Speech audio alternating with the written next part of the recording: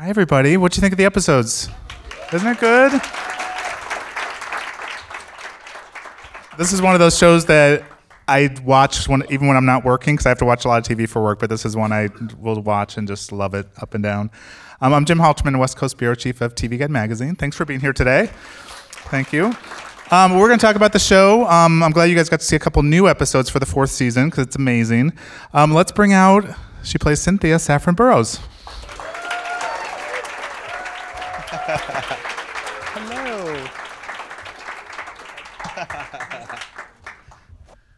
Hello, everyone.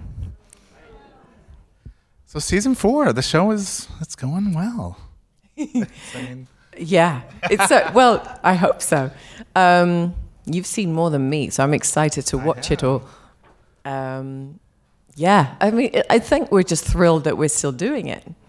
How fantastic. I assume you guys have all watched the show before these episodes, because it's just one of those shows that makes you feel really good. I mean, it's just a charming show. She's a first-time viewer. Oh, okay. Well, you can go back. Yeah? I mean, these episodes drop on the 16th, I believe, February 16th. February 16th. But the first 3 seasons are up there right now, because I went back and just watched the pilot again, just to see what had changed and how everybody was introduced. But let's talk about you for a second. I want to go back to just when you started performing. Like, was it something that you were always destined to do, or did you fall into it? Tell us about your path, at least in the early days. Well, I started out as a kid just thinking drama was wonderful. You know, as a really young kid, my mum introduced me to some interesting films. I come from quite a political background. My parents were activists, and my mum sort of taught me that filmmaking could encompass something about changing the world. So when I was little, I watched Ken Loach's films and John Sayles and other filmmakers, and also a lot of interesting theatre in London, and kind of fell in love with it. But I thought, God, if I could do a play above a pub, that would be fantastic. I've got a little echo. Do you hear the echo? A little. Yeah. Oh, that's good. It's gone, kind of. So I never thought about a career. I just thought, what an amazing world to be in. And I was lucky enough to see people like Albert Finney on stage and go backstage and see him change. I just thought the whole world of theatre was so exciting, which it is really. And then film was this rather exotic medium. But I didn't come from that sort of family at all. My parents were teachers. My dad was an architect and then a teacher. So I came from a very sort of just left-wing teaching family. They were involved in the anti-racist movement in England, and during the miners' strike, we had miners living with us. And there was a lot of drama in my house. You know, it was a lot of, there were always people in our living room writing leaflets and planning strikes and really interesting stuff going on. And at the time, Margaret Thatcher was in power, and there was an organization called Rock Against Racism and the Anti-Nazi League. And so it was a very polarized time in Britain. And looking back on it, it probably gave me an appetite for, attracting incident. A woman who became my godmother was a very interesting activist who was targeted a lot in Britain by the far right. And so it was a really extreme time, and looking back on it, I thought that's what life was like, and still is like for a lot of people around the world. But I thought, living in a polarized situation is what life is, and it's interesting, and you have to do something about it. And somewhere that connected to drama, perhaps. So the two worlds, I found. The idea of embracing both of those worlds in some way was really interesting to me. So the first project I happened upon, I went to a sort of improvisational theatre called Anna Scher in England when I was 11, 12, 13. And it was incredibly non-elitist, very straightforward. It was the first drama sort of club for kids who were just like working class Londoners. It wasn't about tap dancing or anything. It was all about improv. There was no classical training, but I went there, Joe Wright went there, Kathy Burke. A lot of London actors and filmmakers kind of went there in their early teens and developed a taste for improvisation, I guess, and that world of kind of kitchen sink drama. And then I met a filmmaker who was making her graduation film, did a day on a project of hers, and then she said, I've written a project for you. I was 17, and I was incredibly excited, and she'd written this project, which then became the first feature film directed by a black British woman. There'd never been one made before. It was called Welcome to the Terror Dome. And it began as her graduation project, and then she went on and raised money, and it became a sort of a fully fledged feature that was, you know, in cinemas. And that was my first real role. And it was an extraordinary opportunity because it was an incredibly dark dystopian story set somewhere between then apartheid Soweto and Compton and South London, a police state. And the story is very dark. You might not want to watch it. It's pretty pretty harrowing.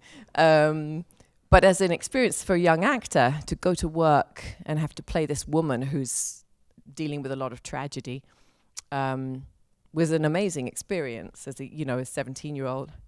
And one night, I mean, I'd had no training really, except this improv stuff. And she said, I need you to, well, there's this terrible scene where my character loses her baby. She's beaten up by racist, her boyfriend's black and she's white, and it was a true story. It had happened to a friend of the filmmakers. So she loses her baby. So I said, I don't know how to prepare for this. So she said, well, you need to be incredibly fragile and really raw, and I think you shouldn't sleep at all night. And I was so excited by this quest that I went home, and I think I said to my stepfather, I'm going to have help. See, like, I need you all on a rota to help me, like, just not sleep all night. So people would stay up and we'd, like, play Scrabble or something. Then someone would come and make a cup of tea, and my baby brother would come and watch some telly. I mean, it was the funniest thing of this excitement of, I'm sure you all remember this, that your fledgling steps where a filmmaker sets you a challenge, and then just the roller coaster of what filmmaking is. I remember just loving, I was a chatterbox, I just loved the notion that there were 100 people on set. Even on a low budget film, there were a lot of people on set who you could, discover their lives and talk to them, and it was amazing to me, that kind of circus feeling. And how did That's it go? A long answer, Jim. How did it go though? Now I want to know, did you kill it? How did you do it? Oh, well, I don't know. I mean, they said it was moving. I don't know. I haven't watched it for a long time. But it was, it was an exciting time. Okay. Was that enough for you to get the so-called actor's bug, or? Oh my goodness, yeah. Yes. Oh my goodness. But I never thought it would go beyond there. I thought, oh my God, that was an amazing experience. Now I'll go off and do something, like, get a job, go to university and get a job. And I wanted to be a civil rights lawyer, which is probably more worthy. I mean, probably more useful. But I just thought this was a fluky thing. This would never happen again. But how amazing, Yeah, but activism has always still been a part of your life, if I remember right. Yeah, that's true. So it's always there. Yeah, absolutely. Okay. Yeah. Okay. Well, and I always love talking to actors because you can't always plan your journey as an actor. The projects you go from, movies, stage, TV, all that. Yeah. Did you ever have a plan that you thought, like, once you knew this is what you were going to do, did you have a plan, or was it more like, let's just see where this takes me? No, I didn't have a plan. I don't know who has a plan, unless your dad owns a production company or something, Does anybody here have a plan? Does anyone have a plan? Are we all just floating through life? I think so. Maybe we are. I suppose you can imagine your way into things, can't you? You can kind of imagine ideas of what would be wonderful and then trying to help those happen. Yeah. What did you gravitate towards in those early years where you were just going to projects? Were you going for dramas, comedy? What were you doing? Drama, yeah. I was very lucky because then I got to meet Jim Sheridan for this project, In the Name of the Father, and that was a tiny role. I met him for another part, and in those days, I don't know, some of you will remember this, some of you are too young, they used to meet people for things rather than all this going on tape business. So I met him for a completely different role, and I just wasn't right for it. So he said, we got on well. We had a good talk about the Guildford Four. I'm going to write something for you. So, and a little fax came through with a couple of rough scenes that he'd jotted down for my character. He even called me Saffron because he, it was just all off the cuff. And those sorts of incidents that happen when you're starting out, so lovely. How did Mozart come to you? Because this is the 4th season, so it's Yeah. probably been several years now. I was sent the script to look at, and I read for it. And I'd just had a baby a little while earlier. My first child was born. And I was really longing to do an ensemble in New York. So maybe I did help this a lot. I was looking for an ensemble in New York that was sort of intellectually interesting in some way. I mean, that sounds very decadent to make that big a wish list. And then this arrived, and I read for it, and I was probably quite relaxed because I was, a new mum and sort of a bit distracted. Sometimes that's when you get offered things, isn't it? And then they offered it to me. I was so thrilled. What was it about Cynthia that you connected with? Well, she was written as Italian American, which is really just, that's incidental.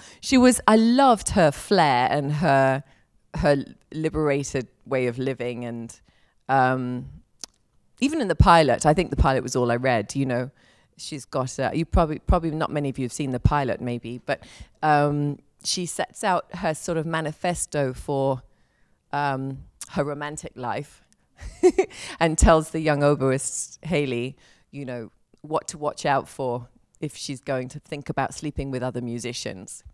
And and she's just incredibly free and sort of in charge of herself, and also vulnerable and messed up and complicated. But it was really interesting to read a woman who wasn't 20, and talking about her romantic life and her sexual life in a way that was very alive. And I love that, just how she'd had all this, she'd already done all this stuff. And then also she'd had probably a touring solo life. I had a bit of that when I was sent to Paris when I was 15, and had a bit of that life of being on your own a lot in hotel rooms, and so she'd had this breadth of everything. So I liked that about her. I just rewatched the pilot this morning. Yeah. Because I realized I hadn't watched it in a long time. I just wanted to see how your character might have changed, and she's gone through a lot in the 4 seasons. But what you just described, it's like a montage of you with a bunch of different people, and like, I don't know, you go through like the different instruments or the different parts of a symphony, and it's really great. But it does. But what I also liked is the fact that you and Haley become friends early on. There's not a competition. It's a friendship. And I was curious, not to get into spoiler territory, but that's continued throughout the show. And I'm wondering, does it continue through this season as well? Because you're both in very different places in this season. Yeah, it's unusual, I think. And it's a show, all the creators were men, and they managed to write these women who liked each other, and I kind of adopt her like a younger sister, and there's no boring competitive edge. It's just, I love that. And then that does continue. I think that friendship will remain, even though we're sort of off in different places geographically a lot. And then with Bernadette's character, they had a moment of sort of making something antagonistic between us, and then we've sort of found our way to something more interesting as well. Something complicated, even though she's sleeping with the guy that Cynthia was with in season 1. For those who didn't see season 1, I was with Malcolm, the conductor.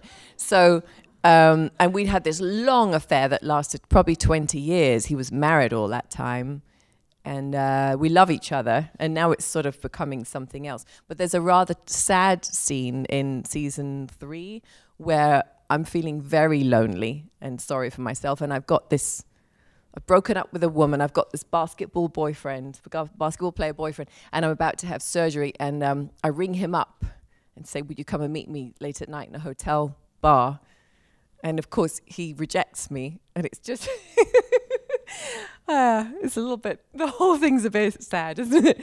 But it's lovely because you've got these people who have to just keep on living and working alongside each other.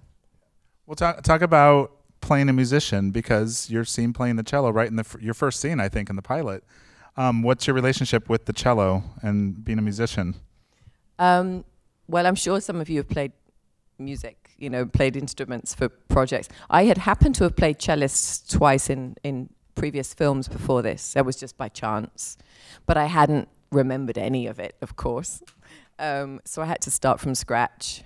And then I just happened to find a really great teacher here who said, you've been taught too academically. We need to start with just something you love. And so I said, well, Bach's Cello Suite #1, but I can't play that. She said, yeah, let's just start that now. So, our first lesson was the first few notes of that. And we just proceeded from there with music I liked. So that's been a really lovely thing. And then we don't have much time when we shoot between the moment of deciding upon the music and the moment where we actually have to perform it. There's maybe 3 days sometimes. So so they'll say, learn 90 seconds of this. So I've got this kind of strange jukebox in my head of 90 seconds of all these pieces. And I could do like a mashup or something. And we found a way, I don't even really read music very well, so we found a way to notate the music score. I can sort of read the score, but just a way to notate it as a shorthand for me. So is everybody actually playing in the scenes? I am. Okay. Some aren't. Oh, no. I'll spoil that. No, I think we all are, but the real musicians, most of our orchestra are real musicians. They're kind and they don't laugh at us. Well, tell me about your process when you sign onto a project like this. There might not be a big backstory for your character. Is it something you're asking a lot of questions, or do you create one for yourself even before it might exist for the writers? Yeah, I think I had to, when it was just beginning, Paul Weitz and I had a meal and talked, and that was really great because we could kind of craft some of it together. He's one of the creators and writers and directors, and yeah, and then I think about other stuff that's happened to her. And then also they do invite us on this show, it's unusual, they'll invite us to come in and talk to them sometimes when they're planning the next season. They write a lot of it at Jason's mother's dining room table, Jason Schwartzman's mum's. They love being at her house and writing there. And yeah, so they'll invite you to just come and sit and come up with ideas, or you can hear their ideas, and then at least to have a little bit of time to think about what you're going to do that season. I moderated a panel 2 weekends ago in Atlanta for the Atlanta TV Festival, and I was with Will Graham, the executive producer, and some of the writers, and they were talking about just the real life symphony world and the fact that there aren't a lot of women who are conductors, for example. So like Haley's journey is something they really wanted to do. Since the show has started, what have you heard from women who this is their life, that they really are in symphonies, and whether they tour or in one city? Have you heard from them?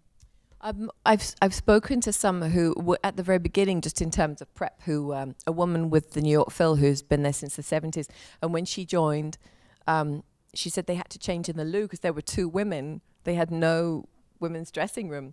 For years, they just changed in the toilet, and the men had the dressing room.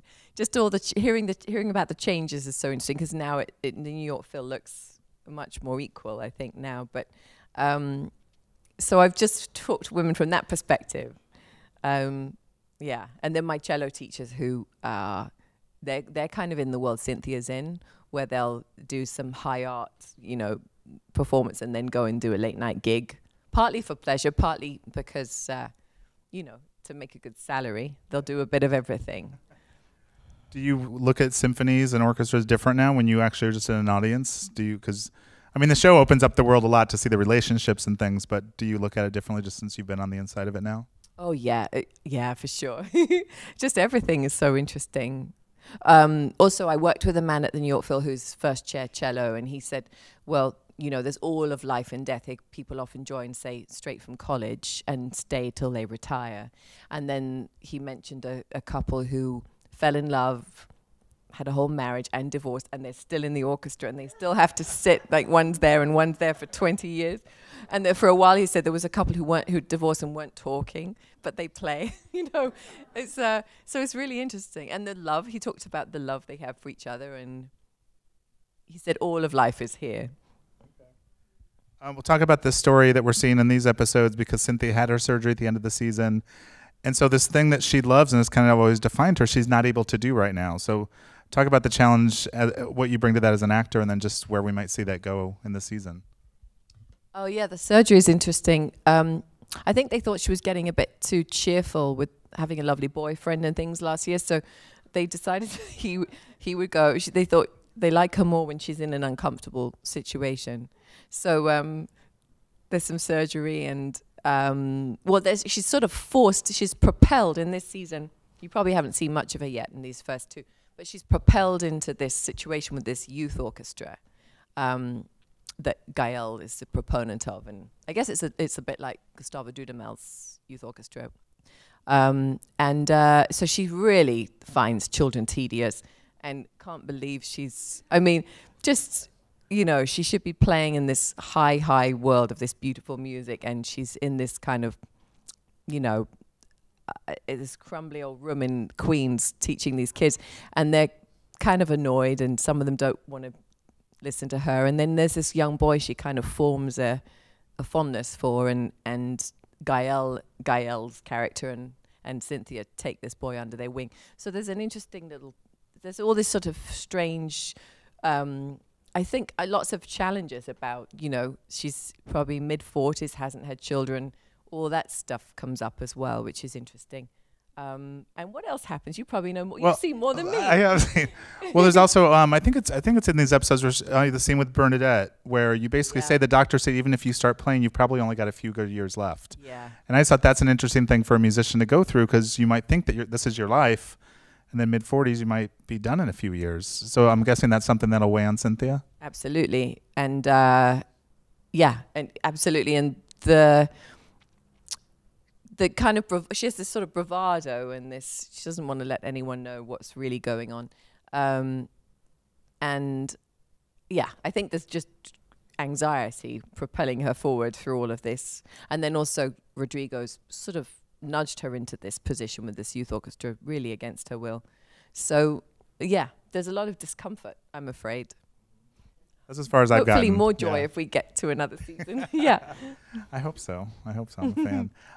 But outside of this, you've also done a lot of stage work in your career, and you're doing something very soon here in LA. I just heard about it, but I'm excited. But talk about this one-woman show you're doing.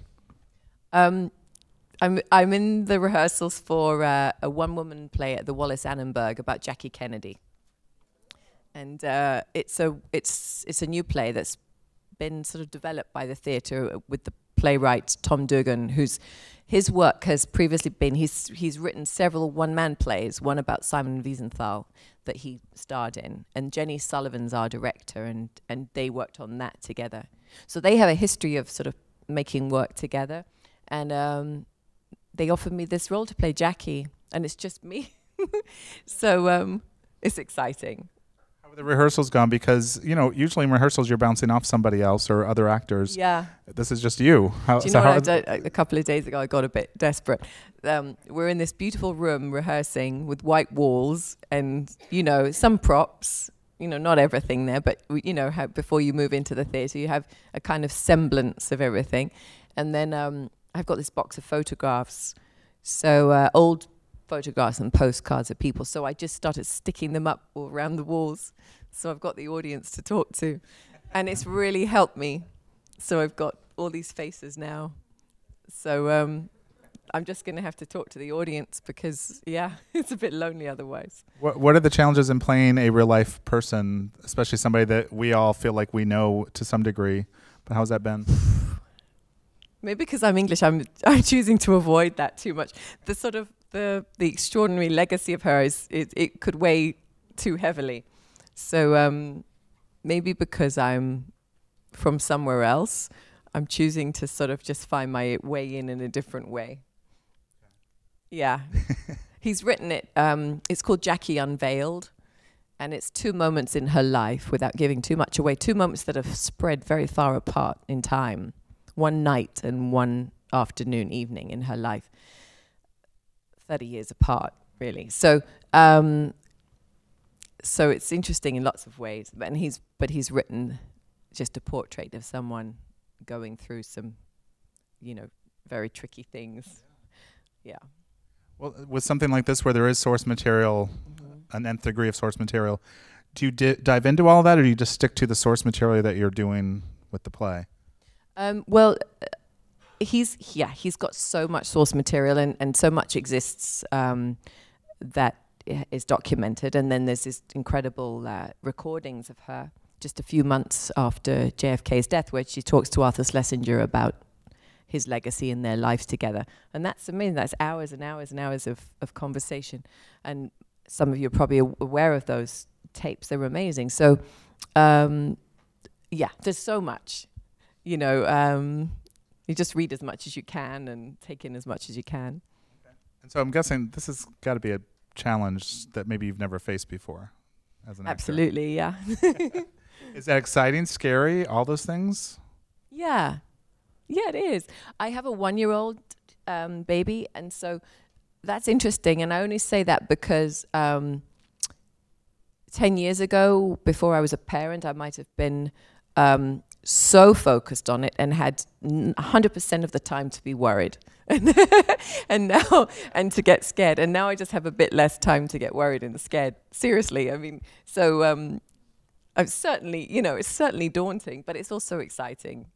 Well, how has it been just getting back on stage? I don't know when was the last time you did something on stage, but I know you have in your career. Has it been a while? It was a while ago. So I have a 5-year-old and a 1-year-old, and just before my 5-year-old was born, I did a play here at the Kirk Douglas, a Melissa James Gibson play that had transferred from New York called This. And that was about a young woman who's grieving, who's a widow, and a group of friends, but the role I played was a woman whose husband's died. And then before that, all my work was in England. I did a lot with Deborah Warner, the theatre director from Britain, and a few other people. I did a Neil LaBute play, Some Girls. We did the sort of world premiere of that in London, and a few other things. So, but I've never done anything with this degree of language and just myself. Where can people go to get tickets? Because it's coming up fairly soon, right? Oh, yeah. Like later this month. I should have bought flyers. You know what we have? There's a discount code and everything. Oh, it's at the Wallace. At the Wallace. Okay. Yeah. We do have some audience questions. AJ, where's AJ? Hey, AJ. AJ wants to know your most difficult moment pursuing this career. What was something very challenging for you throughout this? That's a really good question. What I found sometimes difficult is not feeling like I'm being directed, and then feeling really lost, and then thinking, I don't know where to get it from, you know. Maybe because I didn't have a classical training, so I didn't have that to fall back on. So then I've had to try and find it in other ways. I haven't had that feeling for a long time, but a couple of times I've worked with directors where where they were very passive, and which is fine. But I quite like notes, and I quite like someone to have a vision and tell me what they're looking for, and. So that's probably been the biggest thing, is that. And then also just actually thinking you're allowed to do this, you know. I think it wasn't until I'd done a couple of plays in England in my early 20s that I thought, oh, maybe this is my job. Maybe I can actually think this is what I'm doing now. So it took a long time to give myself permission to just think that, you know. I hadn't come from a theatrical dynasty, and I didn't kind of... You know, I didn't feel like my mum took me to see plays a lot, but I didn't have access to that world in the way that some of my fellow actors did, you know. So, and then finding people who you really trust and talking to them about it and asking them to come to previews maybe, and, you know, that sort of just finding people who you think have a good eye and a good taste for what feels right. Yeah. I know one of the questions I often get when I do these panels is people asking, how did you keep going? Like when you hit those stumbling blocks, and, you know, whether it is that support system or just an inner drive, but were there points where you were kind of like, maybe I shouldn't be doing this, and something kind of propelled you forward? Well, I got very sick in my early 20s. When I was 24, I was really not well, and I'd been making a lot of films, and I suddenly had to stop for about 8 months. And that doesn't sound long, but it felt long at the time. And that was an interesting reset. Because before that, I'd just been sort of saying yes, yes, yes, and just sort of on a bit of a conveyor belt, really. A little bit, the way you can be when you're young, sort of just actually almost just not being able to say no to things because you just think that's what I'm doing, that's what's in front of me, but not much time for reflection. So that gave me some time for reflection. Then I spoke to a fellow actor who said his best time creatively was when he completely, you know, shredded his voice and they said you may never talk again, you know, and he had to sort of deal with, okay, let's just pull back from life for a little bit.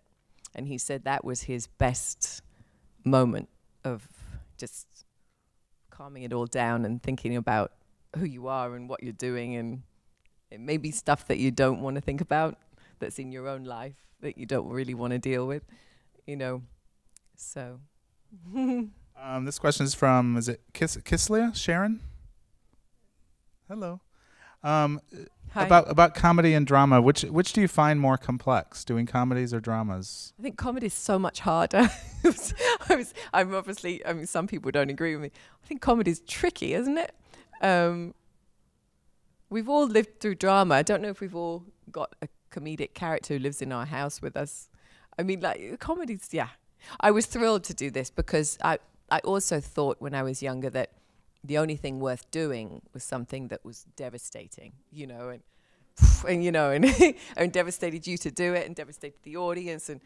And then as you get older and life is tricky, right? And then you think, actually, I'll put on some Frasier and cheer myself up. So I was, so it's been lovely to do something that's not, you know, entirely devastating. And they obviously, Mozart, they explore they explore pathos and sadness, but it's ultimately meant to be uplifting.